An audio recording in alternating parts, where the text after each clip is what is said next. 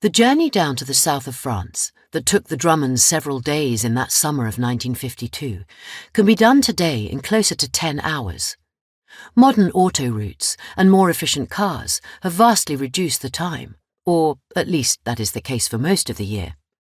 Not, though, at the beginning of August, when the roads are jam-packed with Parisians, Dutch and Germans, all heading in that direction for the traditional month-long break. The traffic jams then, aptly called bouchons, corks by the French, can stretch for miles, providing plenty of time for those so inclined to contemplate the Drummonds' terrible end and wonder at what secrets lie in the beautiful and rugged countryside of Provence even now, yet come to light almost 3/4 of a century later. There are still a few pilgrims who go to visit the graves of the victims. The funerals for all three were conducted 2 days after their bodies were discovered. They had been taken some 10 kilometres away to the local hospital in Forcalquier, a small town of less than 3,000 people that had been Provence's capital in medieval times. After the post-mortems were complete, the bodies rested in the hospital chapel until a Protestant priest was located to conduct the service. The chapel was tiny, only just big enough for a few mourners. Jack's godson and a couple of his colleagues from Nottingham were able to make the trip. The Marians, the friends the Drummonds had met in Villefranche, were also there, as was the consul general from Marseille.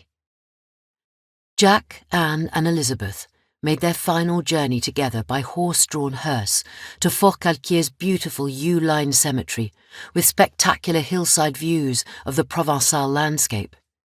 It was another stiflingly hot day. The locals followed the cortege in their Sunday best, accompanied by holidaymakers in bright summer attire. The outrage at the crime was still raw, and many locals were in tears. Flowers were piled outside the chapel and strewn along the route by local children. Then the 3 simple plain oak coffins, each adorned with a wreath. "To Elizabeth from Granny," read the one for the little girl, touching in its simplicity, were lowered into the ground. Elizabeth lay in between her parents. Some peace for the child, it is to be hoped, after the appalling tumult.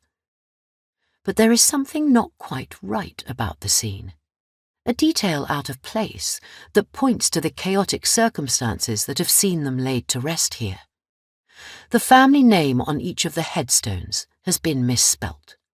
Just the one M, where there should be 2. Drummond. There are remnants of the tragedy on the road where it occurred, too.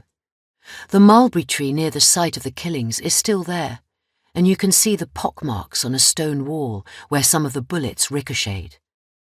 At the spot where Elizabeth fell is a homemade wooden shrine, well tended to this day, adorned with ribbons and surrounded by teddy bears. Totems of the violence and innocence that collided here. But in France, those who still remember the crimes do not speak of the Drummond murders. To them, they are routinely l'affaire Dominici. To those of us looking back on the events from a historical distance, this is troubling. It is too often that the names of victims are treated as secondary to those of the perpetrators of monstrous crimes. It is why almost everyone has heard of Jack the Ripper, but only a few of us could name any of his victims.